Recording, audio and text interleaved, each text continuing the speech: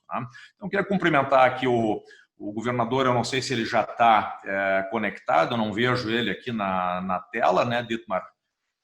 Mas eu queria cumprimentar aqui a todos os presentes, então, queria cumprimentar os nossos associados, né, fortemente presentes aqui, nossos diretores da Câmara, nossos vice-presidentes, nossas diretoras, né? Queria cumprimentar também o cônsul-geral da Alemanha, Thomas Schmidt, né, que eu acabei de ver que entrou aqui na tela, muito bem-vindo mais uma vez, grande parceiro, né, o Thomas é o representante oficial do governo alemão aqui no Rio Grande do Sul, né, e a Câmara também exerce um papel, além de ser uma associação empresarial, ela também tem um vínculo formal, né, com a Alemanha, fazendo parte aí de 140 câmaras internacionais, inclusive promovendo aí a interação entre essas câmaras e aos associados das diversas regiões do mundo, né, seja aqui na América Latina, por exemplo, onde nós teremos em seguida, né, uma primeira feira virtual realizada pelas câmaras da América Latina, né, vocês vão ser, isso é em julho, né, isso vocês vão ser avisados aí mais adiante, né. E também quero dizer que os associados da Câmara não são necessariamente empresas alemãs ou de capital alemão, né. A Câmara, ela abriga associados, né, qualquer pessoa jurídica que tenha interesse em desenvolver, ou que tenha interesse na missão da Câmara, que é o desenvolvimento de negócios, investimentos, né, tecnologia, conhecimento e, por fim, desenvolvimento sustentável. Então, empresas que tenham interesse nessa área, nós temos uma série de programas que são específicos, né? Essa aqui é uma reunião aberta ao público, né? Mas nós temos uma série de comitês, de reuniões e de networking que é reservado, né, exclusivo aí para os associados. Então, lembrando aí, quem tiver interesse, né, e não é associado ainda à Câmara Brasil-Alemanha no Rio Grande do Sul, né, fique à vontade, né, entre em contato com a nossa equipe lá pelo site e todos são muito bem-vindos, né, tanto aqui, né, nos eventos abertos, como também a novos associados na Câmara. Né? Então, dito isso, acho que nós temos uma série de... o momento, acho que a 1 hora vai ser curta, né, para a gente tratar todos os temas aí que tão novos e tão importantes, né, para onde nós vamos, como é que vai ser a nossa... o que nós podemos fazer em termos de planejamento empresarial daqui para frente, né, e como, né, mais uma vez, fortalecer os laços comerciais e de conhecimento, né, entre Brasil e Alemanha. Né? Então, eu queria passar a palavra agora ao cônsul-geral da Alemanha, o Thomas Schmidt, ele queria dizer algumas palavras, né, e depois a gente vai à palestra, né, do nosso governador Eduardo Leite, e em seguida teremos um espaço, então, para perguntas e respostas que vocês podem fazer pelo chat, né? Tem aqui embaixo na ferramenta Zoom um espaço para chat, e também no Facebook, né? A equipe da Câmara vai compilar essas perguntas, esses questionamentos, para que a gente possa fazer isso ao final da conversa, né, com os nossos palestrantes. Então, herzlich willkommen, cônsul-geral da Alemanha, Thomas Schmidt, a palavra está com o senhor. Ja, vielen Dank, Marcos Köster, muito obrigado. Prezados amigos da Câmara, prezados participantes online, excelentíssimo senhor governador, prezado Eduardo. Que bom que você encontrou 1 hora para o nosso evento online. Hoje em dia a gente se vê apenas virtualmente, é uma pena. Me lembro, a última vez que nos encontramos foi em março. Naquela oportunidade, o governador veio até o estande da Câmara da Expo Direto em Nome Toque. Espero que isso seja em breve possível. Seria bom receber o governador no estande alemão na Expo Inter em Esteio neste ano mesmo. Não temos muito tempo hoje, por isso vou me concentrar em 3 assuntos. Meu primeiro tema, quero expressar minha total confiança em suas medidas para combater a crise, senhor governador. Elas são equilibradas e bem-sucedidas. O Rio Grande do Sul é um dos estados do Brasil que está enfrentando com maior êxito a pandemia. Isso se deve a uma boa atuação do governo. É semelhante à abordagem da Alemanha, com sucesso também. Esta combina as recomendações médicas com as necessidades da economia. Ela é flexível, participativa e respeita a diversidade regional. Fico feliz que você defenda esta abordagem contra interesses particulares. Espero que você possa continuar neste caminho. Como insucesso destas medidas, todos teríamos muito a perder, alguns até suas vidas. Meu segundo assunto é que a sociedade gaúcha faria bem em copiar a Alemanha em um pequeno ponto. Nós alemães também não somos um grupo homogêneo. Nós todos temos quase sempre opiniões diferentes. Nossos políticos, lobistas e cientistas peleiam tanto quanto em outros países. A pequena diferença está numa maior disciplina coletiva dos alemães ao concretizar seus compromissos. Quando acordamos uma lei, isso tem um significado real para nós. As regras resultantes deste processo são geralmente respeitadas pela sociedade alemã, mesmo que achemos difícil. Não me admira que não exista uma boa tradução para o alemão da palavra jeitinho. Além da abordagem científica e da qualidade dos nossos hospitais, o respeito pelas regras definidas é o terceiro segredo do nosso sucesso nessa pandemia e das relativamente poucas mortes na Alemanha. No contexto das experiências da Alemanha, gostaria de apelar aos participantes: deem uma chance às medidas do governo de nosso estado e das municipalidades. Elas são muito melhores do que uma desordem onde todo mundo tenta garantir vantagem própria. Meu terceiro ponto não tem nada a ver com a pandemia. Também não é para hoje, mas para momentos futuros. É voltado para o governo. É um convite para retomar a cooperação bilateral tão logo termine a crise. Sem seus imigrantes alemães, sem produtos alemães, máquinas, carros, medicamentos, o Rio Grande do Sul seria muito diferente do que é hoje.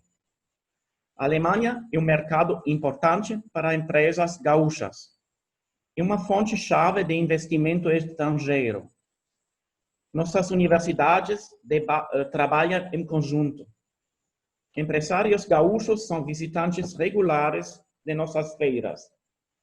Teremos que colocar tudo isso em funcionamento de novo em breve. Uma das últimas viagens de delegações que foi cancelada em março foi a visita de um grupo de prefeitos gaúchos da FAMURS à Feira de Hannover. Essas viagens devem recomeçar tão logo isso seja possível. Não adianta uma teleconferência. O Brasil e o Rio Grande do Sul precisam estar presentes na Alemanha novamente, no mercado alemão e, sobretudo, nas mídias alemãs. Eles precisam fazer propaganda de si mesmos, de seus produtos e pela sua boa imagem. Este último ponto, a boa reputação, é particularmente importante. Prezado governador, caro Eduardo, eu ficarei feliz quando pudermos trabalhar nisso em conjunto com a Fiergues e com a Secretaria de Desenvolvimento. E eu espero que você viaje junto. Nossa Câmara, isso é certo, e o Consulado Geral vão sempre apoiar esses planos onde for possível. Agora, muito obrigado pela atenção.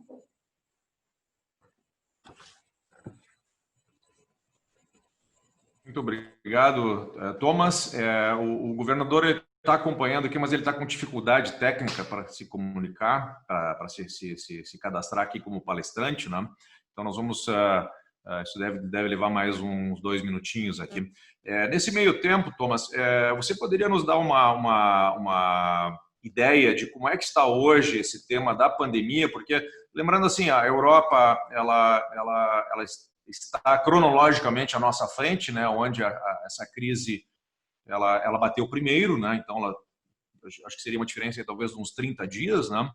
E pelo que nós acompanhamos, né, embora voos internacionais ainda estejam muito restritos, né, o que a gente acompanha é que a Alemanha e a Europa em geral, ela pouco a pouco volta à atividade normal. O senhor poderia nos dar um panorama aqui, o que hoje está funcionando em termos de indústria, de comércio, da área de entretenimento, né? Parece que os voos, por exemplo, internamente na Europa, os voos não, o deslocamento entre países e os voos, por consequência, também já voltam aos poucos, né? O senhor poderia nos dar esse panorama, porque acho que isso pode ser interessante aí para entender, né, de como é que esse novo momento aí vai se desdobrar. Sim, 3 assuntos pode ser comércio, viagens, fronteiras, pode ser comércio. Tudo parou na Alemanha, quase tudo parou na Alemanha, um pouquinho antes do Brasil. E já retomamos em muitos aspectos a vida normal. A maioria das pessoas já está trabalhando outra vez. O que aconteceu é que a Alemanha também introduziu um sistema regionalizado. Temos regiões pequenas, não sei como traduzir a palavra Kreis. Uma micro-região na Alemanha de entre 100 mil e 300, 400 mil habitantes. E temos regulamentos diferenciados para estas unidades, os Kreise. E neste momento, em 2 regiões destas, temos alerta máxima, temos um lockdown por causa de empresas que trabalham com carne, Schlachtereien, Schlachthöfe, como se traduz? Como a JBS, uma empresa destas. Frigoríficos, desculpa. São basicamente os frigoríficos, não? Numa grande empresa destas, eles acharam quase 1.500 pessoas infectadas na semana passada. E é um caso massivo. Então, temos um lockdown. Isso vai muito além das medidas aqui no Rio Grande do Sul, porque agora alguns estados têm restringido a viagem de habitantes destas regiões para outros estados. Isso é um elemento das precauções que aqui ainda não existe, a limitação de movimento da população. Só que para 99% da população então, mas só, desculpa, é liberada. Desculpe eu lhe interromper, essa restrição de movimentação dentro da Alemanha existe, mas só nesses casos específicos, como neste assunto desse frigorífico, não? Sim, existe em regiões como uma certa carga de casos e foi ativada só para 2 regiões pequenas na semana passada. E vai durar possivelmente 2 semanas.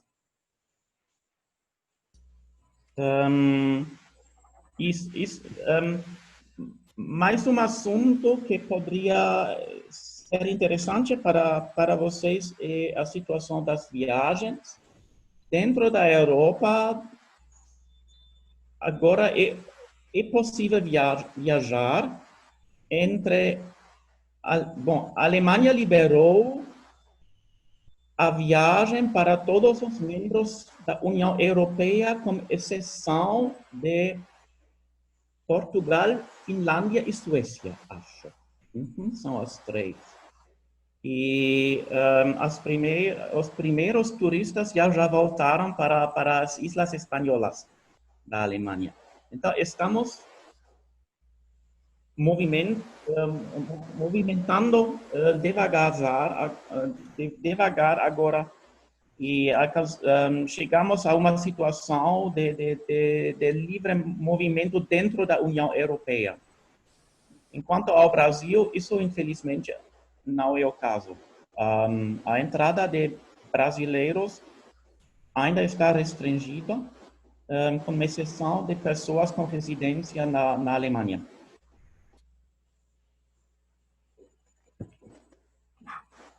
O que mais poderia ser interessante?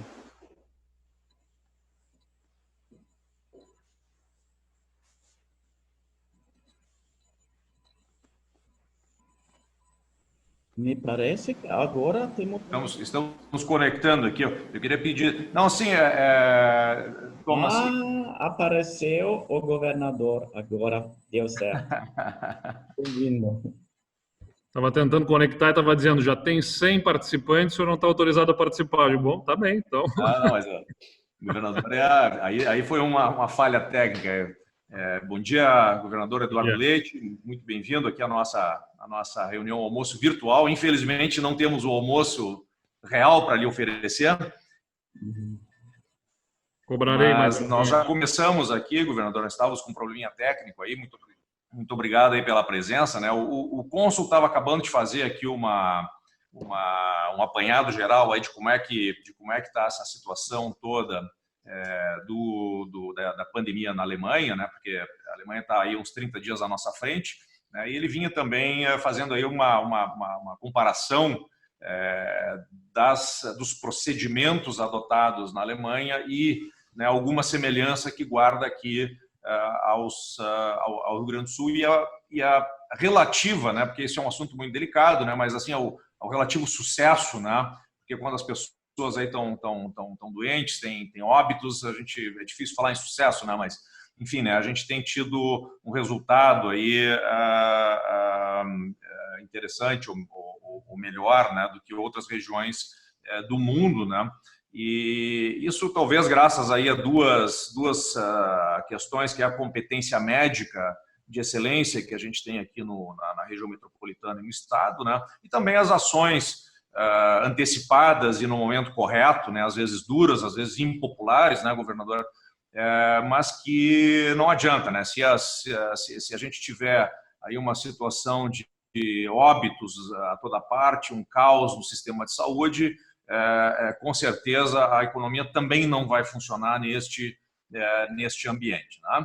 Então, Thomas, eu queria só lhe pedir para fechar aqui, agora que estamos todos ao vivo, né? Então, queria lhe pedir aqui para recapitular rapidamente, fechar a sua fala de abertura, já agradecendo mais uma vez, então, a presença do cônsul-geral da Alemanha, aqui no Rio Grande do Sul, do governador Eduardo Leite, os nossos participantes, os diretores aqui da Câmara, a audiência aí que está acompanhando essa reunião almoço hoje, né? E também aos funcionários da Câmara, a nossa equipe aí que está sempre pronta, né? E fazendo eventos como esse aqui funcionarem. Então, voltaria rapidamente, cônsul, e depois passamos já de imediato aí ao governador para a sua fala. E aí no final, governador, nós teremos aí uns 40 minutos aí para uma exposição livre, né? Falávamos aqui de outros assuntos, aqui não só que o assunto dentro da questão Brasil-Alemanha, né? As relações internacionais que estão completamente afetadas hoje, né? E quais são as perspectivas, como é a visão, como é o Rio Grande do Sul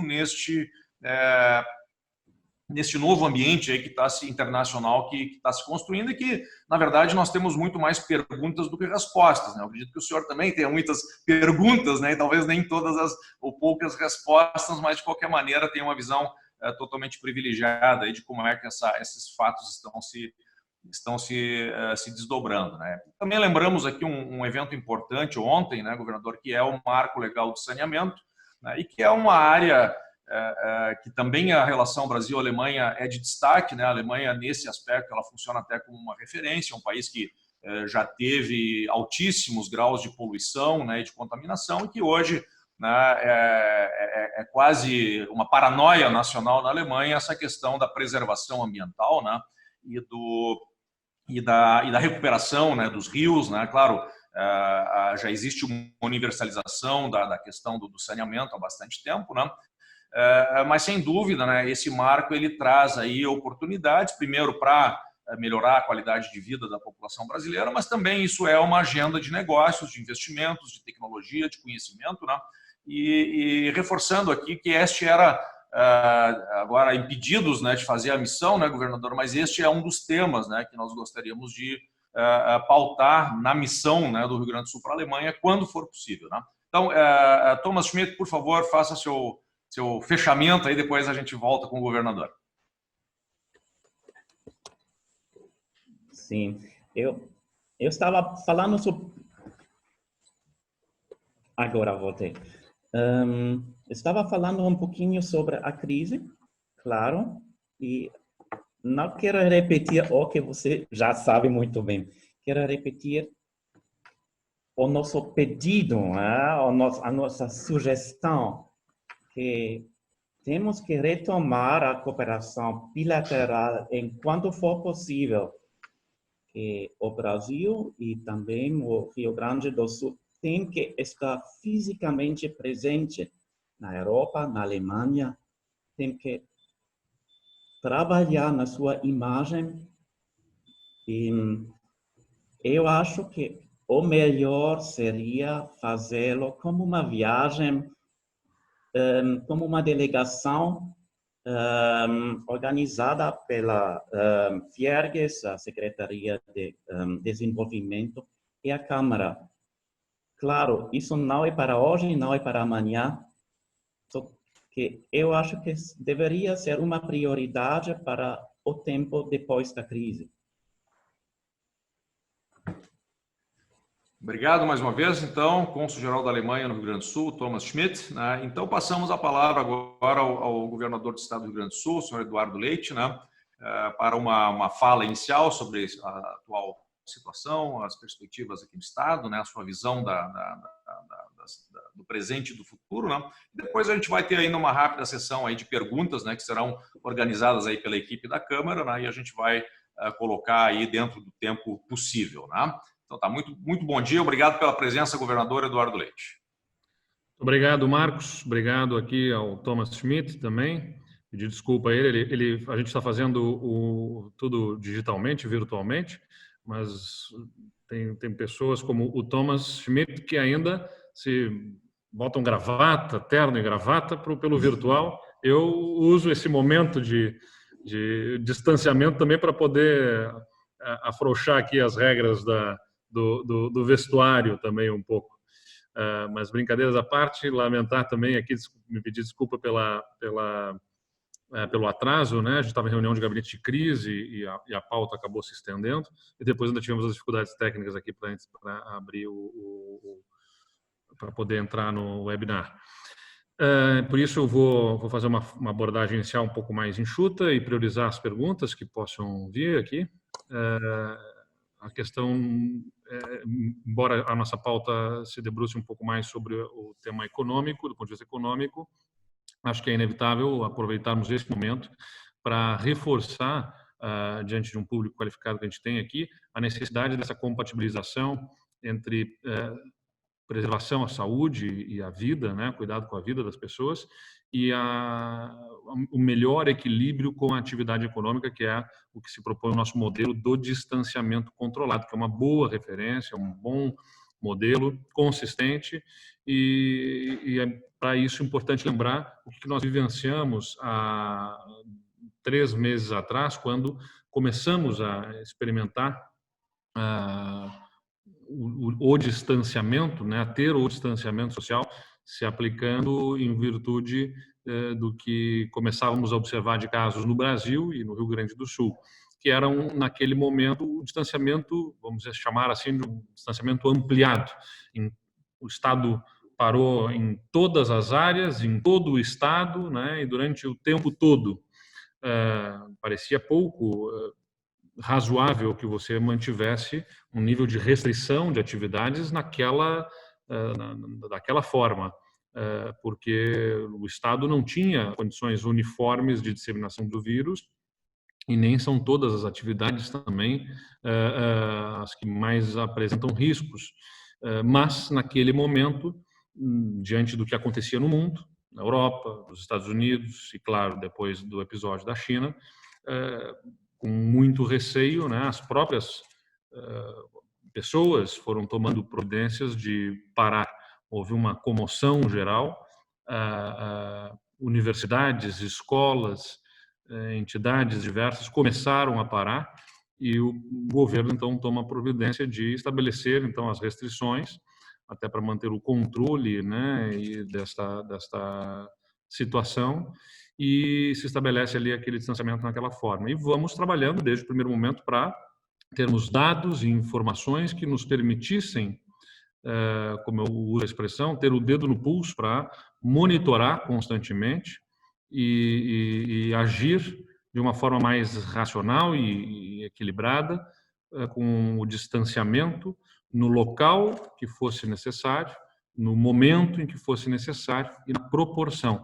É isso que o modelo do distanciamento controlado se propõe. Ao invés de parar todo o estado o tempo todo em todas as áreas, você faz distanciamento, você impõe restrições a atividades no local em que se identificar, a partir das informações, dos indicadores, que isso se impõe por conta de uma velocidade mais avançada de disseminação do vírus, e com protocolos estabelecidos para cada uma das atividades também, com a análise do risco que cada atividade expõe aquelas pessoas, sejam seus colaboradores, seja a sociedade como um todo. Então, aí dali desenvolvemos as bandeiras, amarela, laranja, vermelha e preta. Não é apenas brincar de colorir, como alguns críticos querem simplificar, né, de uma forma absolutamente simplória e irresponsável, apenas trabalhando com a crítica, justamente você transformar um modelo que é complexo em algo simples no resultado final para ser compreendido pelas pessoas. Tem toda uma complexidade de indicadores que são analisados, né, desde óbitos e projeções feitas a partir dos óbitos e do índice de internações, as hospitalizações em leitos clínicos, as hospitalizações em leitos de UTI, o número de casos ativos em relação a casos recuperados. Tem toda uma estrutura complexa no monitoramento e que resulta, no final, em algo simples, representado pelas bandeiras de risco, representadas nessas cores para cada uma das regiões. Paralelamente a isso, nós fomos trabalhando para aumentar a estrutura de lá para cá do nosso sistema hospitalar. E a gente já tem mais de 70% de incremento de leitos de UTI no estado do Rio Grande do Sul. Se considerarmos aqui só os leitos SUS, eram 933 leitos que nós tínhamos disponibilidade no SUS no Rio Grande do Sul, lá em março, e nós já estamos chegando a 1.600 leitos nos próximos dias, aí até o final do mês de junho, 1.600 leitos que estarão habilitados, já são 1.590, vão a 1.611 em breve, e temos toda uma política estruturada para chegar a 1.900 leitos ainda até agosto, quando teremos então um aumento de mais de 100% dos leitos do SUS no estado do Rio Grande do Sul. Então, o governo não apenas aposta no distanciamento. O distanciamento é uma forma de poder reduzir a velocidade de disseminação do vírus, mas, de outro lado, nós estruturamos o nosso sistema de saúde para que a gente pudesse dar respostas. Uma prova disso é que, apesar de termos um incremento de internações em pacientes totais em leitos de UTI entre os privado e o público, nós tínhamos cerca de 1.100 pacientes há 2 meses atrás, temos mais de 1.500 pacientes agora, mas mantivemos o nível de ocupação das UTIs do estado em 70%. Não fosse este incremento de disponibilidade de oferta de leitos, nós estaríamos com mais de 90% da ocupação dos leitos no estado do Rio Grande do Sul e teríamos já medidas mais restritivas há mais tempo no estado. A questão objetiva é que agora, justamente como o modelo se propõe, se identifica a região metropolitana com um crescimento persistente, né, consistente e persistente de casos. Durante o mês de maio todo, a região metropolitana de Porto Alegre se manteve estável entre 50, no máximo 60 pacientes internados em leitos de UTI com Covid, e desde o início de junho a gente observou um crescimento, né, como disse, persistente, que não recrudesceu em nenhum momento, e já temos mais de 120, mais de 150 casos de internações, na verdade, nesse momento, para ser absolutamente preciso no que nós temos de disponibilidade, aliás, de leitos ocupados na região metropolitana, né? Eu consulto aqui a nossa a ocupação da região metropolitana. Isso tudo está disponível publicamente, né, nos sites que a gente apresenta, inclusive o Estado do Rio Grande do Sul está no topo do ranking da transparência da Open Knowledge. São mais de 150, são 151 na última informação que eu tenho aqui comigo, leitos ocupados por pacientes de Covid. Eram 60 em média lá ao longo do mês de maio e vamos a 150 agora, depois de uma estabilidade ao longo do mês de maio. Então, como o modelo mesmo se propõe ao invés de termos parado todo maio sem necessidade, agora é que se impõem medidas mais restritivas. Eu até usava uma expressão lá que, olha, não podemos, é como prender a respiração, você prende imediatamente antes de mergulhar, vamos dizer, né? Senão vai faltar fôlego na hora mais importante. O modelo do distanciamento controlado justamente se propôs a isso. Estabelece protocolos e restrições que ajudem a reduzir o avanço e no momento que você verifica uma velocidade maior, você restringe mais. Bom, dito tudo isso, né, objetivamente, a gente tem que ter essa clareza de que se a gente não consegue parar o vírus até que se tenha vacina ou cura com medicamentos, você não consegue parar o vírus, portanto, você tem que parar as pessoas, parar a circulação ou restringir a circulação de pessoas para que o vírus, que é transportado pelas pessoas e transmitido pelas pessoas, circule menos. E assim a gente consiga reduzir essa disseminação, especialmente considerando que a gente está vivendo agora, nesse período de julho, um momento que historicamente é mais crítico da demanda do nosso sistema hospitalar. Você tem você não tem histórico de Covid para poder comparar. Muitas pessoas ficavam perguntando quando, afinal, será o pico da doença. Você não tem um histórico de Covid, porque isso é algo inédito para estabelecer comparação. O histórico que a gente analisa são de outras doenças respiratórias, que especialmente demandam internações hospitalares no Rio Grande do Sul, e que historicamente tem o seu pico de internações na 27ª semana epidemiológica, que será a primeira semana do mês de julho. Nós estamos vivendo agora justamente a 26ª semana epidemiológica, então a próxima semana será essa 27ª.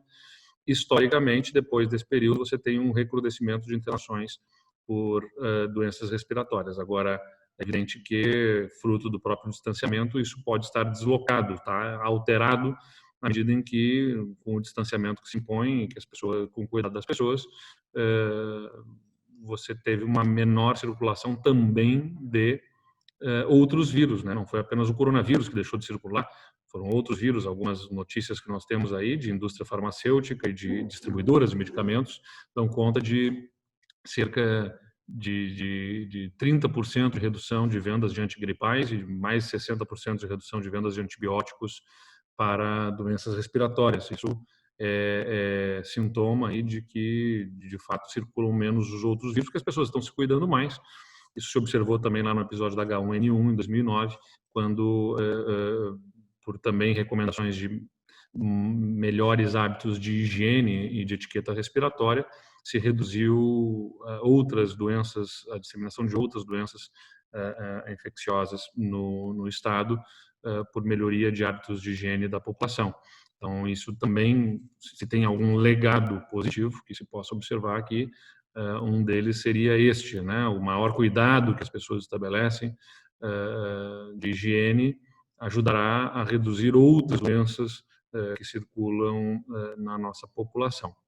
Dito isso, né? Então a gente trabalha para que tenha o menor impacto possível do ponto de vista econômico, mas, na minha opinião, se você não tem um cuidado do ponto de vista sanitário, as pessoas se sentem inseguras, né? Isso gera incertezas em relação à sua própria saúde, à sua vida e a dos seus familiares. Se elas vivem momentos de incerteza, elas mudam seus hábitos, e a economia também está fundada, tem fundamentos comportamentais. Se elas não tiverem segurança, se elas tiverem maiores riscos, Risco, como a gente sabe, quem está nos acompanhando aqui da área da economia, risco é custo, e um custo pode até inviabilizar uma operação, tanto para o consumidor quanto para o investidor. Então, se eu sou consumidor e vejo um cenário arriscado, porque é incerto, porque não há cuidado que me permita identificar uma melhor condição futura, eu vou mudar meu hábito de consumo, penso que meu emprego possa estar eventualmente em risco, então não vou fazer aquela reforma na casa, não vou trocar o carro, não vou comprar as roupas que pretendia, porque eu não sei o quanto que eu não tenho que guardar dinheiro para um futuro próximo incerto. De outro lado, o investidor também é levado a pensar assim. Então, o Estado precisa, o poder público, cuidar das duas frentes, né? Ter o cuidado sanitário, demonstrar e deixar claro o cuidado do ponto de vista sanitário, para que as pessoas se sintam mais seguras e confiantes, inclusive para, do ponto de vista econômico, haver mais certeza. Acho que a postura que, infelizmente, o país adota no tratamento, no cuidado, na forma como se apresenta, o Thomas Schmidt aqui, como nosso representante diplomático, evidentemente toma todos os cuidados, mas quando ele diz que a gente precisa ir lá fora assim que isso tudo passar e apresentar e nos apresentarmos de uma forma a retomarmos a confiança de investidores e de governos estrangeiros, na verdade é porque a gente sabe que a forma como o país enfrenta o tema deixa suas marcas, né? Deixa suas marcas, gera os seus efeitos, as suas consequências na forma como somos enxergados por quem está lá fora. E aí acho que é especialmente importante para o Rio Grande do Sul, né, mostrar que aqui nós temos uma atitude racional, equilibrada, de preservação da vida, da saúde, e com projetos consistentes, né, para a superação do quadro fiscal do governo, que, em primeiro lugar, acho que é importante também, em meio a toda essa crise que a gente está vivendo, eu sabia que não seria fácil ser governador, não imaginava que nós teríamos uma estiagem junto com uma pandemia e com a ameaça de entrada de nuvens de gafanhotos no estado, né, a soma de fatores aqui absurdamente imponderável lá em 2018 no processo eleitoral, mas acho que é tempo também de nós relembrarmos uma agenda, resgatarmos uma agenda que está em pleno curso no Rio Grande do Sul.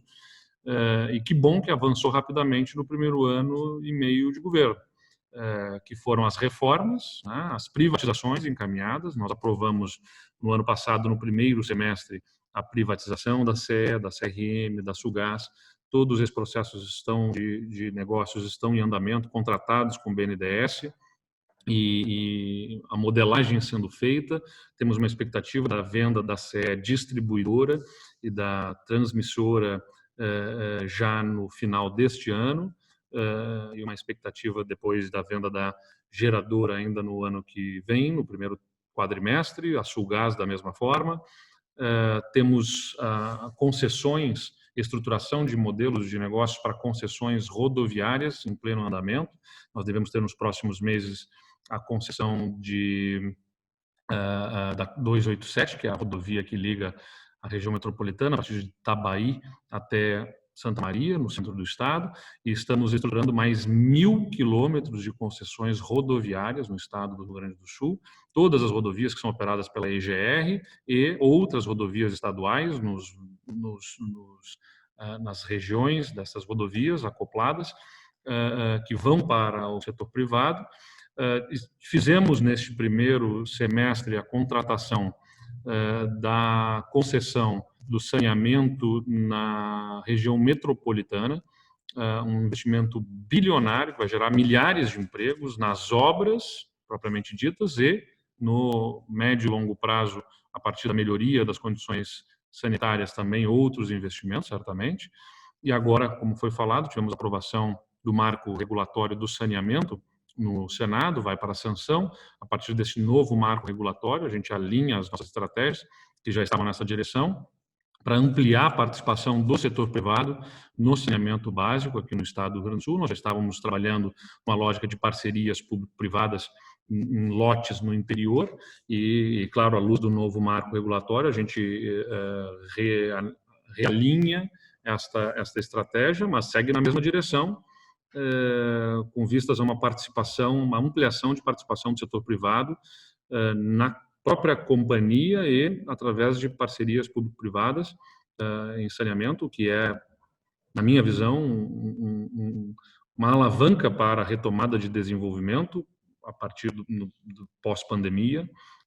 Você tem muita obra, muito investimento que pode acontecer, como eu disse aí, em concessões na área de saneamento e na área de estradas e também no setor energético a partir das privatizações, porque a privatização ela não gera apenas um benefício do ponto de vista fiscal para o governo, com a entrada de recursos que injetam liquidez, né, dão uma injeção de liquidez ao governo, mas também geram a ampliação de investimentos no setor, o que gera emprego e movimentação econômica pelo investimento propriamente dito e pelos resultados da ampliação da segurança energética também, de fornecimento de energia, para a atração de outros investimentos.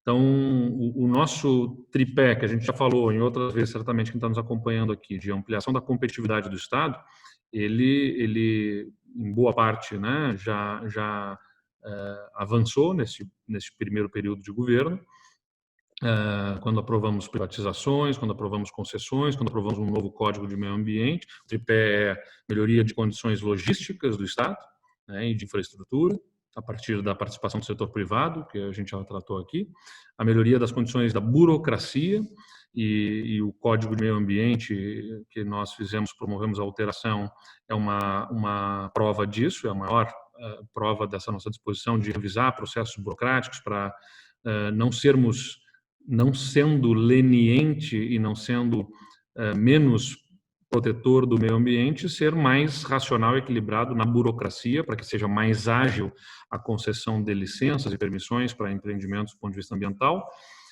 E o terceiro pilar é o pilar da redução dos custos tributários, tanto do ponto de vista da burocracia, da complexidade dos impostos, quanto da própria carga, né? Claro que a própria carga tributária é um ponto mais sensível na medida em que você tem um custo da máquina pública que precisa ser reduzido para que você possa reduzir carga tributária. Bom, nesse aspecto da redução do custo da máquina pública, nós avançamos com a mais profunda reforma da Previdência e reforma de carreiras na estrutura do serviço público entre os estados, entre os entes federados, seguramente. Nós mexemos com a carreira de professores e policiais, não é uma coisa simples, polêmico, difícil, mas foi feito aqui no nosso estado. E fizemos uma reforma da Previdência muito profunda. Para lembrar aqui a quem acompanhou, mas não se deu conta, um servidor aposentado no Estado não pagava, tinha uma faixa de isenção do pagamento de alíquotas de contribuição previdenciária de R$6 mil, né, que é o teto do INSS. Então, todos aqueles aposentados que ganhavam até R$6 mil não pagavam contribuição para a Previdência. E todos que ganham mais do que 6 mil aposentados pagavam apenas sobre o que excedia R$6 mil. Nós reduzimos essa faixa de isenção para R$1.000 e aumentamos alíquotas previdenciárias de forma progressiva, né? Então, um servidor, por exemplo, que ganhe aposentado R$3 mil, passou a pagar sobre R$2 mil alíquotas previdenciárias, e vale para todos os poderes isso, né?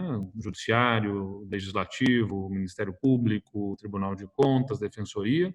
Então, pegando aqui os casos daqueles que estão no teto, por exemplo, lá recebendo R$35 mil de aposentadoria, pagavam sobre o que excedia R$6 mil 14% e passaram a pagar sobre o que excede R$1.000 até 16,7%. Então, alíquotas maiores e sobre uma base maior. É extremamente duro e antipático, mas absolutamente necessário para um Estado que tinha e que tem uma gravidade do seu quadro fiscal, para que a gente possa conduzir, né, inclusive no processo agora da discussão da reforma tributária, para uma redução de carga. Claro que, mais uma vez, isto não é viável derrubar-se a carga tributária do Estado do Rio Grande do Sul por conta de uma despesa, que agora o próprio STF ainda veda, né, a redução de salários de servidores, então você tem princípio de redutibilidade, você não consegue promover uma redução do custo da máquina abruptamente, você não vai conseguir fazer também a redução da carga tributária abruptamente para a população, mas se permite andar nessa direção. E nós vamos apresentar essa reforma a partir das próximas semanas, com realinhamento, redistribuição, reorganização da estrutura tributária no Estado, com um olhar para a competitividade da nossa produção, e estamos muito otimistas com o que isso poderá significar neste conjunto de fatores, né? Investimentos privados, liderados pelo governo, a partir das concessões e privatizações, redução da burocracia, redução e reestruturação do sistema tributário para criar um ambiente mais favorável aos negócios no Rio Grande do Sul, e que assim a gente possa animar no pós-pandemia os investimentos no nosso estado. Acho que como abordagem inicial era isso. Marcos, estou aqui aberto às perguntas. Temos várias. Muito obrigado, governador Eduardo Leite. Parabéns pela condução aí na crise e nessa, na verdade, até gafanhoto apareceu, né, governador? Então, realmente é uma, como dizem alguns, é uma tempestade perfeita, quem sabe, né? Na ótica aí de quem está à frente aí da administração pública do nosso estado, tá? Mas essa questão da retomada econômica, governador, existiam alguns indicadores, claro, aqui não tem um número correto para isso, mas existem alguns indicadores que apontam, por exemplo, que a OCDE, né, os países da OCDE, eles estão vendo essa crise como muito complicada do ponto de vista de recuperação econômica, né? A própria chanceler Angela Merkel já mencionou mais de uma vez que esta é a situação nacional mais grave que a Alemanha vive desde a Segunda Guerra Mundial, né? Em termos de desdobramentos e de reorganização do país, né? Mas alguns números internacionais apontam que os países da OCDE eles estão investindo cerca de 10% do seu PIB nos programas de retomada, seja com crédito, renda, né, financiamento, obras públicas e por aí vai, né? E que no Brasil, este indicador chega a apenas 2% hoje. Né? E isso nós estamos olhando em números absolutos, não em renda per capita, porque se a gente colocar aqui o fator renda per capita, né, os países da OCDE têm uma renda per capita 4 vezes maior que a nossa, né? Então essa distância ficaria ainda maior, né? Então, na sua opinião, governador, será que o Brasil tem condições de ampliar isso? Será que o Brasil está fazendo tudo o que é possível já? E ontem também tivemos uma informação uma dessas projeções, que também certamente não é precisa, né, do FMI, projetando aí uma queda de 9%, né, no PIB do Brasil em 2020, que claro que é eu diria mais um chute econômico do que uma realidade, porque isso aí ninguém sabe, né? Mas então, na sua opinião, governador, haveria mais a fazer do ponto de vista do estímulo à economia para a retomada? Acho que você precisa conciliar a participação do governo com injeção de recursos para subsidiar crédito e permitir o governo tem que ser uma alavanca para a retomada do desenvolvimento, para romper esta inércia que é consequência do alto risco para o setor privado, mas ele precisa conciliar isso com medidas que projetem capacidade fiscal também, porque o grande problema do Brasil, né, vejam, nós temos uma dificuldade a mais no nosso país, que é um episódio recente de profunda recessão econômica da qual nós não nos recuperamos. Lá em 2015 e 2016, nós tivemos uma recessão profunda, a maior da nossa história até então, 2 anos consecutivos que geraram cerca de 8% de retração econômica, e depois nós tivemos cerca de 1% de crescimento econômico por ano nos anos seguintes, ou seja, nós nem nos recuperamos do tombo que tomamos lá em 2015 e 2016 e já estamos diante de uma outra grave crise de outra proporção agora. E o pior de tudo, lá quando tomamos aquele tombo, o mundo crescia, os mercados emergentes cresciam ainda mais do que a média mundial, o Brasil caiu exclusivamente por sua responsabilidade ou irresponsabilidade na forma como atuou justamente diante de outra crise que foi a de 2009. Na minha leitura, o país ali, eu estabeleci aquela chamada política anticíclica para que a crise de 2009 fosse uma marolinha. Eu até não critico o que o país fez naquele momento, acho que talvez fosse necessário uma injeção de recursos e estímulo a partir de investimentos diretos do governo para evitar uma crise maior, mas o problema foi que nos anos seguintes o país não só manteve, como apertou o pé naquela direção, aumentando o déficit das contas públicas, gerando um déficit monumental, 150 bilhões de reais nas contas do governo, que feriram de morte a credibilidade sobre a capacidade do governo de cumprir com seus compromissos, o que gera uma série de incertezas no mercado e para investidores, porque a incapacidade do governo, a sua dificuldade do ponto de vista fiscal prenuncia outros problemas, desde aumento de juros a inadimplemento. Você tem uma série de riscos, né, associados ao desequilíbrio das contas do governo. Então, o país sofria já essas consequências e entrou nessa crise sem esta capacidade. Bom, o governo sem dúvida nenhuma, como eu disse, neste momento, um instrumento importante para a retomada do desenvolvimento. Embora não tenhamos aquela capacidade fiscal que se desejasse, fruto desses problemas passados, o governo tem que agir e está, de alguma forma, agindo. Acho que tem injeção de recursos, por exemplo, através de auxílio emergencial, né, para famílias de menor renda. O governo vai ter que alavancar investimentos do ponto de vista com crédito subsidiado e faz isso através dos bancos de desenvolvimento. Ainda tem muita coisa a ser melhorada na facilidade, no acesso ao crédito. Alguns instrumentos estão sendo feitos. A questão é que é importante associar isso a medidas de reestruturação da própria máquina pública que projetem que o governo não vai novamente se lançar do precipício ali na frente. Acho que há uma tolerância, até por conta de um colapso da demanda, que o governo seja mais pragmático no gasto público agora, mas isso não se sustenta por longo tempo e precisa estar associado a outras medidas de, como eu disse, reforma administrativa da máquina pública, reestruturação que prenuncie que o governo vai deixar de gastar mais consigo mesmo, vai gastar menos consigo mesmo, vai reduzir as suas despesas, vai contingenciar e vai manter-se equilibrado para o cumprimento de seus compromissos futuramente. Então, acho que é nesse caminho que a gente precisa trabalhar, pragmaticamente. Eu não sou... O ex-presidente Lula fez uma declaração absolutamente infeliz quando disse, por exemplo, que bom, disse ele, que veio um vírus como este para mostrar que o Estado é importante, que o governo é fundamental.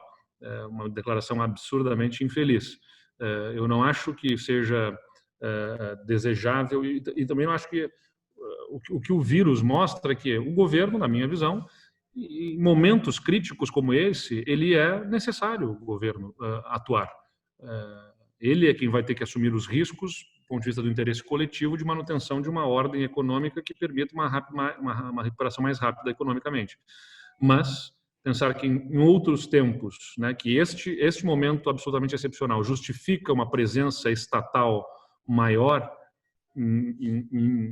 no tempo todo, né, em tempos de normalidade, vamos dizer assim, é absolutamente equivocado.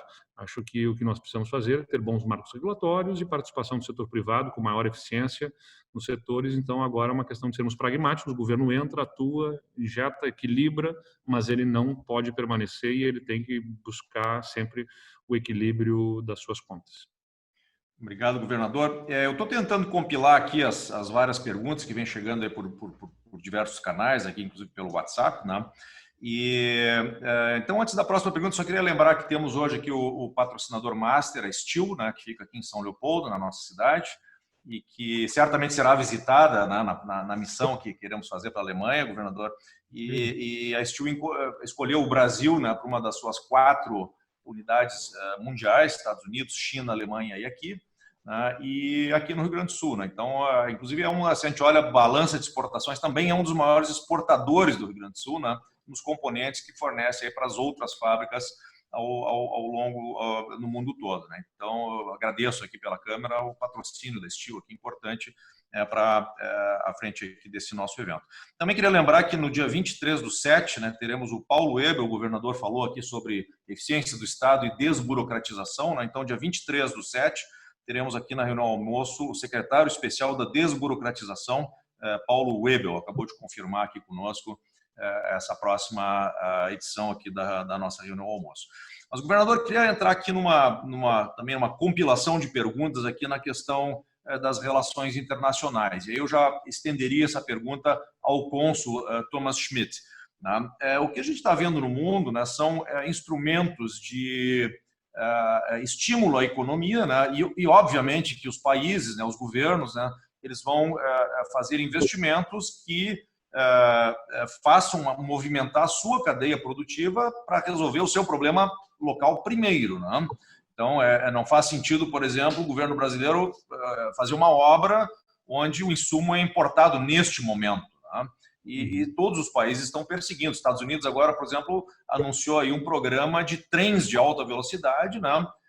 E a cadeia, né? e a atração dessa cadeia produtiva para os Estados Unidos para acelerar, né, a economia. Tá? Será que a gente não está vivendo, e aqui eu já reforço o convite, né, governador? Nós estamos trabalhando aqui nas relações internacionais, né? E acreditamos nelas, obviamente, né? Mas será que este momento ele não está gerando aí um certo fechamento, né, dessa cooperação internacional? Thomas, poderias responder primeiro, depois o governador? Bom, o caso da Alemanha é um pouquinho diferente. A Alemanha está atuando como Estado nacional, claro, e também está atuando como membro da União Europeia. Então, a Europa está tentando de encontrar melhor um caminho para enfrentar a situação em conjunto. E isso poderia também ser uma coisa que aqui na América Latina seria interessante a largo prazo. Eu, da minha parte, acho que os efeitos da pandemia são contraditórios, assim, né? Porque você tem de um lado aqueles que utilizam justamente a pandemia como um fator para incentivar discursos isolacionistas, né? Que especialmente se agrega a pandemia no que já vinha se vivendo, fruto de integração econômica e especialmente, na verdade, da tecnologia, com a extinção de vagas de empregos, de oportunidades de trabalho, em que muitos lugares do mundo passaram a utilizar.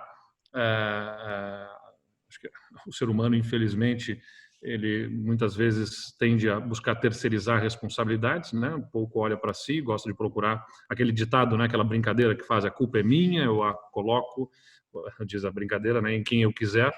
Então, você terceiriza a responsabilidade, você coloca sempre a culpa em alguém, ao invés de olhar para os seus problemas. Olha, não, a culpa da falta de emprego são os imigrantes, tem que parar de entrar gente de fora no país, né? Você já tinha um crescimento dessa linha de pensamento em diversos países, e quando não tem imigrante para colocar a culpa, como é o nosso país aqui, né? Porque não é um caso de buscar culpa numa imigração, ou migrantes que tenham vindo para cá, aí alguns buscam procurar culpados dentro da nossa própria sociedade, né? Aí começam os discursos racistas, homofóbicos, problemas de ordem religiosa. Você busca um culpado para os problemas da humanidade. Então, infelizmente, sem dúvida nenhuma, na esteira da pandemia, você tem aqueles que aproveitam para um enfrentamento, acirrar os ânimos do ponto de vista de isolamento. Eu penso o contrário. Eu penso que justamente a pandemia mostra que somos uma única espécie absolutamente vulnerável e que temos que procurar soluções conjuntamente. Acho que ela reforça a necessidade de integração para encontrarmos soluções comuns, tanto do ponto de vista sanitário quanto do ponto de vista econômico. E espero que essa tese seja aquela que prospere. Temos que trabalhar nesse sentido. É mais um ponto aí a ser reforçado do ponto de vista de relações políticas, nas relações internacionais, para que prospere uma percepção de integração, ao contrário de uma visão isolacionista que traria, na minha visão, mais malefícios do que benefícios. Muito bem. Eu tenho uma última compilação de perguntas aqui, depois está aqui conosco também no painel o presidente da Steel, Cláudio Ginter, né? Então eu vou encaminhar esta pergunta e depois, após a resposta do governador, o Cláudio vai fazer então a última pergunta, né, encerrando aqui o nosso encontro de hoje. Né? Então essa questão agora, voltando, né, não tem como a gente sair desse tema, né, governador, que é essa questão da pandemia. A questão do distanciamento, né, ela está muito ligada aí ao comportamento de algumas pessoas. A gente tem ouvido manifestações hoje, eu acho que ontem o prefeito de Porto Alegre também se queixou, né, da falta de engajamento de alguns setores aí da nossa sociedade. E na prática a gente vê o seguinte, né, alguns países como Hong Kong, né, que não fizeram nenhum tipo de restrição econômica, nenhum tipo de lockdown, né, eles tiveram apenas 1.000 casos de Covid e apenas 6 óbitos, né, e está lá no início, né, do olho do furacão, né, lá que começou a confusão toda. Né. Também no Uruguai, né, nós tivemos vamos dizer assim, números muito tranquilos, né, apenas um pouco mais de 1.000 casos e apenas 26 óbitos no Uruguai. Até agora, claro, a história não está encerrada.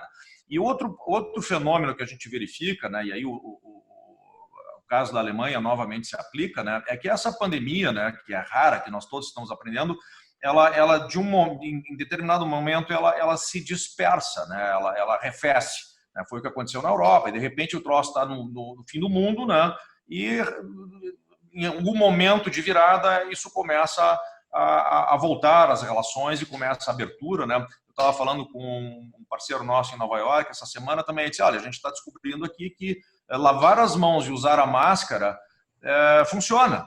Tá?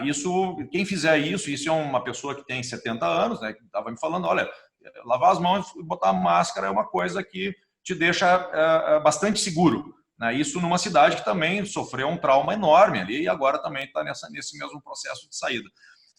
Existe aí uma falta de engajamento da população, governador, talvez falta de uma campanha mais dirigida ao hábito diário, né, dessa questão da prevenção. Qual é a sua visão nesse aspecto? O pessoal, muitas vezes aqui, quando a gente tem conversado com especialistas, criamos conselhos, comitês, interação ao extremo aqui com diversos setores, desde a área econômica, a área dos cuidados sanitários, e muitas vezes tem que fazer campanha de conscientização. Digo, mais campanha de conscientização do que está havendo é impossível, porque a propaganda da iniciativa privada, das empresas fala, o Jornal Nacional, o Fantástico, ou de outros veículos, jornais estampam nas suas capas. Nunca houve tanta fartura de informação e de disseminação de conteúdo para que as pessoas se sensibilizem e entendam a importância de alteração de hábitos. Mas, às vezes, é insuficiente. Acho que há um comportamento humano também aqui eu me lembro quando estudava, né, na organização, o comportamento organizacional, do free rider, né, um caroneiro, assim, de você, eu não preciso me cuidar porque eu sou em tantos outros, os outros vão fazer e eu, dispensando esses cuidados, não vai fazer diferença, né? Então, de civismo, né, governador, essa visão, né? Também, exato. Então você tem uma situação absolutamente sensível e aí que as medidas mais graves se impõem como uma forma não apenas pelo reflexo do que elas mesmo se propõem no distanciamento e com as restrições a atividades, mas como um alerta e uma forma de chamar a atenção, né? Não ousaria dizer que seria uma punição para que as pessoas aprendam, mas acaba gerando os efeitos de uma consequência para que as pessoas efetivamente se comprometam e ajudem, né? Você tem o efeito do distanciamento propriamente dito com a restrição da atividade e também um alerta para que, olha, se houver o engajamento de todos, a gente mantém protocolos menos restritivos e todo mundo sofre menos, né? Inclusive tanto na questão da saúde quanto na questão econômica. Eu acho que no geral o comportamento dos gaúchos é elogiável. Assim, a gente tem, como eu falei, eu não consigo comparar, não tenho histórico de Covid para comparar, mas temos históricos de outras doenças respiratórias e o fato é que há menos outras doenças respiratórias. Ou seja, já tem uma preservação de vidas de outras doenças também que circulavam e que deixaram de circular ou que circularam menos no nosso estado por conta da colaboração das pessoas. Nós vivemos ao longo do mês de maio, com o estado sob bandeira amarela e laranja, uma restrição muito pequena de atividades no nosso estado em relação ao que os outros estados estavam fazendo, completamente parados em diversas atividades, e conseguimos atravessar aquele momento com a colaboração de todos. Infelizmente, alguns vão, ao longo do tempo, né, achando que se voltou completamente à normalidade e, como eu digo, hábito, né, você quando pensa cultura da população, eu digo que a cultura é um hábito coletivo. Se já é difícil para você individualmente mudar os seus hábitos individualmente, que dirá mudar os hábitos coletivamente, né? Todos, um grande número, uma massa da população. Quantas pessoas usavam álcool gel, a máscara um tempo atrás, e agora achando que as coisas estavam voltando ao normal, já começam a dispensar a máscara, não higienizam tanto as mãos e a superfície, porque dá trabalho, é cansativo, até que isso se acople, né, diretamente na rotina das pessoas, leva tempo, né? Então, é uma rotina que tem que ser reiterada, praticada, eu não tenho dúvida que ela ajuda muito, funciona, a máscara, a higienização constante das mãos, seja com álcool gel, seja lavando as mãos, e que precisa se integrar à rotina do povo gaúcho, do povo brasileiro como um todo, do mundo, das pessoas, para evitar essa circulação dessas doenças. Mas, se isso não estiver acontecendo, como a gente observa a partir da inflexão da curva em Porto Alegre, você precisa parar para que circule menos o vírus e também para que as pessoas se flagrem, se atentem, né, estejam alertas de que não voltamos, infelizmente, ao normal ainda. Muito bem. Está conosco, então, aqui Cláudio Ginter, presidente o CEO, né, da Steel aqui no Brasil. Cláudio, bem-vindo. E fica contigo, então, Cláudio, a última pergunta aqui para o governador, né, para a gente encerrar aí nosso encontro de hoje. Governador, presidente da nossa Câmara, você me diga meu chefe, né, o Marcos, também, o cônsul, né? É um prazer falar com vocês, né? Uma pena que o governador e talvez alguns não conseguiram ver o nosso vídeo. O nosso vídeo é lançamento de novos produtos a bateria, né? Então, uma nova geração, isso é muito mais fácil e também vem de conta a questão da sustentabilidade. São produtos que não geram emissões, né? E também a questão do ruído também, né? Que eu queria fazer a questão seguinte, a Alemanha está elogiando muito a questão realmente da nossa empresa, a questão, governador, a questão das faixas, né? Hoje até recebi uma mensagem do meu chefe da Alemanha dizendo assim, a preocupação, né? Faixa laranja, conhece muito bem, faixa laranja, faixa amarela, faixa vermelha e faixa preta, a preocupação com a questão da faixa preta, né? Eu digo assim que o Rio Grande do Sul está tomando bastante medidas para que isso não aconteça, certo? O governador mesmo falou também a questão de novos leitos, isso é muito importante, a questão de novos leitos, também nessa questão. E eu digo que tem uma mudança de discurso também um pouco, tanto do prefeito aqui da cidade, como também do governo do estado, que ele se sente que os funcionários e as pessoas estão mais seguras dentro das empresas do que até fora. porque as empresas têm que seguir todos os protocolos e todos os decretos. E nós também somos fiscalizados constantemente, isso aqui também pela Secretaria da Saúde, também, Ministério do Público, Ministério do Trabalho, etc, etc. Então, eu até externei isso para a Alemanha, que é a questão que os governos sentem mais seguros se os funcionários estão trabalhando. Não estou defendendo a indústria, mas eu sempre digo assim, a economia precisa continuar também, mas precisa ter um equilíbrio entre as duas partes, né? A Steel está na contramão, certo? Nós estávamos em março, estávamos em pânico aqui, mas sempre a questão, a preocupação também um pouco, muito na questão com a saúde dos nossos funcionários, mas também a preservação de empregos também. E nós usamos a ferramenta das férias. Passamos as pessoas em férias e o banco de horas ou o home office para continuar a questão da economia, para principalmente segurar o capital humano. E agora, por espanto, o consumo está aumentando muito, os nossos produtos, muito, e nós estamos com pedidos em atrasos aqui, contratando pessoas, então estamos num fator, e também essa preocupação toda logística, né?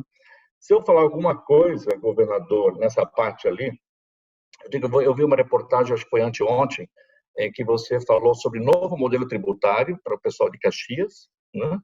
Esse novo modelo tributário tem a ver com reforma tributária, isso é importante que isso aconteça, né? E uma questão também de que o governo quer pagar as dívidas junto aos municípios com imóveis. Isso também eu acho muito importante nessa parte aí do pagamento das dívidas, né? E uma coisa é que aí há uma circulação, uma movimentação da economia, o município pode pagar essas dívidas, vender esses imóveis, etc. Mas eu defendo muito a questão de emprego. E a questão de emprego, no Brasil nós temos dinheiro estrangeiro também.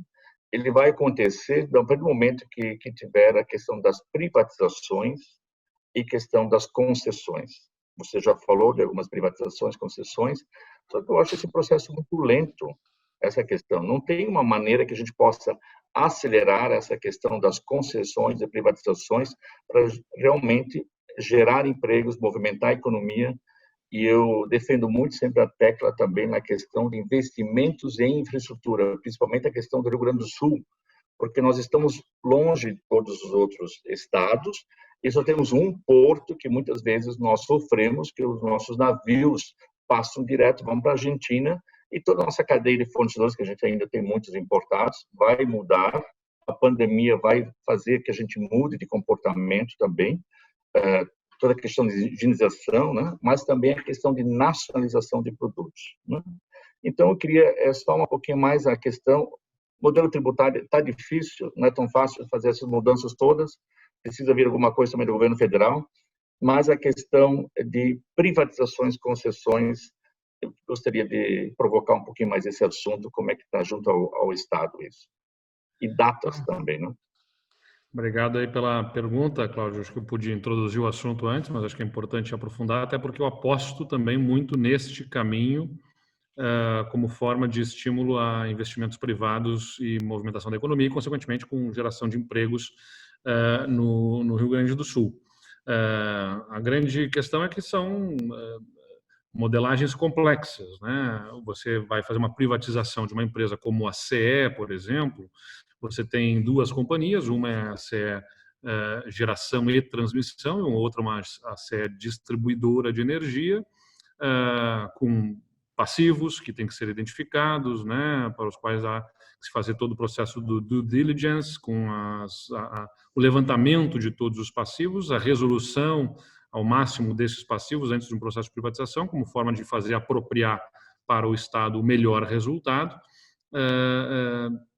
E ainda no caso dessas duas companhias, você tem uma delas que vai ser segmentada porque vai significar melhor apropriação de resultados também pelo Estado, na medida que você não tem tantas companhias do setor privado, geradoras e transmissoras, que pudessem adquiri-la conjuntamente ou que tivessem interesse em adquirir conjuntamente uma companhia geradora e transmissora. Então, a divisão dessa companhia em duas.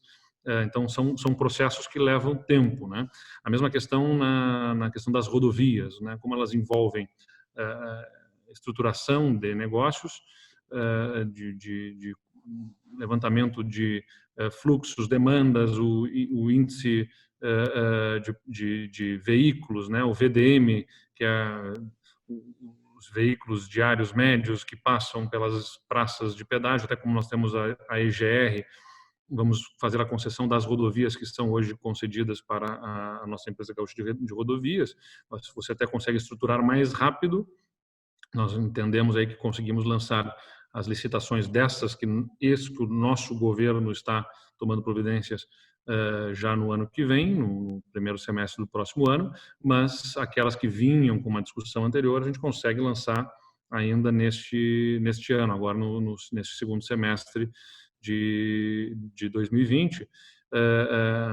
Fizemos aí um market sounding e entendemos que o melhor é termos o leilão efetivamente, né, entre novembro e dezembro, quando há uma expectativa no mercado de uma melhor compreensão aí sobre o futuro, para que esses processos possam ter resultado positivo nessas concessões. Então, a gente tem uma expectativa de leilão da concessão da rodovia da 287, por exemplo, até o início de dezembro, né, entre novembro e dezembro.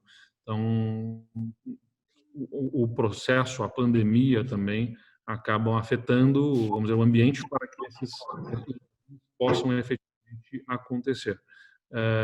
Então, privatizações da CE e da Sulgás entre o final deste ano e o primeiro quadrimestre do ano que vem, concessões, já lançamento de rodovias, de concessão rodoviária já neste segundo semestre da 287 e das demais, dos 1.000 quilômetros de rodovias no primeiro semestre do ano que vem aqui no nosso estado, para dar assim, os exemplos daquelas que são mais relevantes, impactantes no nosso estado. Nós fizemos, como eu falei, a concessão do saneamento na região metropolitana e estamos preparando também um processo de concessão de saneamento através de PPPs e agora com o novo marco regulatório do saneamento.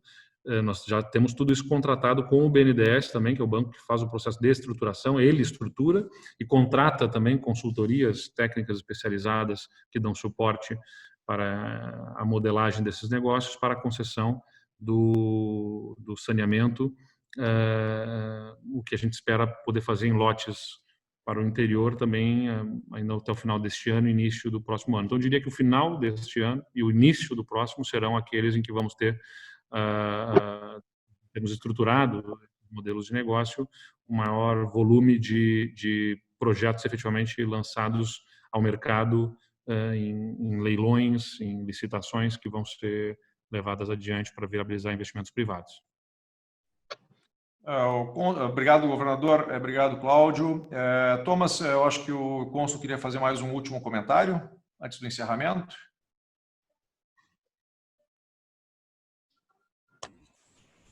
Como último comentário, eu gostaria... Sim? Me ouve? Sim.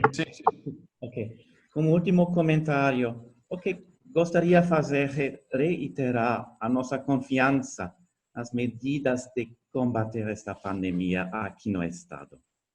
E eu gostaria de repetir o apelo em deixar interesses particulares ao lado.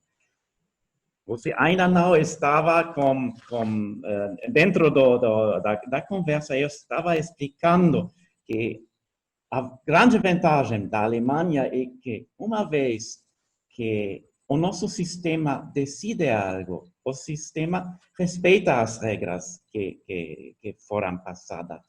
Isso é o que às vezes falta e seria bom ter este tipo de respaldo por parte dos indivíduos aqui. E Sim. como última coisa, eu estou convencido que vamos vencer a crise só juntos. Juntos ao nível do Estado, claro, também juntos ao nível internacional. Como você já explicou, é um desafio para as nossas normas internacionais, igual que para as normas do Estado. Eu desejo para você muita sorte para os próximos meses tão difíceis. Sorte é importante também. Obrigado, participar e espero ver você pronto na Alemanha também, depois da crise. Com muito prazer. Vou treinar meu alemão. Governador, alguma consideração final? Não, quero apenas agradecer a oportunidade. Eu digo que nesses momentos de crise, nessas dificuldades, é quando mais a gente tem que estar próximo, conversando, dialogando, alinhando informações, para que possamos puxar numa mesma direção, sobrevivermos a essa tempestade, a esse tempo difícil. Se a gente olhar numa perspectiva histórica, tantos outros momentos difíceis existiram ao longo da história e sempre se superou, né? Esses momentos passam e se nós estivermos juntos, vamos passar melhor. Muito obrigado a todos. Danke. Ok. Governador Eduardo Leite, muito obrigado pela sua participação aqui no nosso webinar. Queria agradecer também a nossa audiência, que foi bastante grande hoje, no dia, tanto aqui pelo Zoom como pelo Facebook, né? Queria agradecer aos nossos diretores, aos nossos associados, aos nossos patrocinadores, né, Cláudio? E aos profissionais de imprensa que sempre acompanham aqui as atividades da Câmara. Tá? E desejar, governador, muito sucesso na sua gestão, parabéns pela condução da crise até aqui. Tá? Conte com a Câmara Brasil-Alemanha neste momento e futuramente também. Agora, acho que na retomada teremos muitas atividades aí para desenvolver conjuntamente, né? E, bom, sucesso nessa jornada para todos nós, que os gafanhotos não cheguem, né? Não atravessem o Rio Uruguai, né? E que a gente consiga aí começar a ver aí essa tempestade toda reduzir, né, e certamente virar uma etapa melhor, a bonança aí depois dessa etapa. Então, uma boa tarde a todos, muito obrigado pela presença e contamos com a próximo evento aqui no dia 23 de julho com Paulo Webel. Obrigado, governador. Boa tarde, boa sorte.